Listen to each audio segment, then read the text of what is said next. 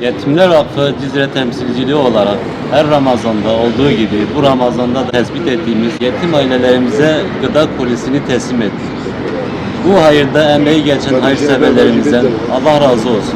Bizleri de bir yetimin sofrasına umut olmaya, bu yetimleri sevindirmeye davet ediyoruz. Allah yapacağınız ve yaptığınız hayırları kabul etsin.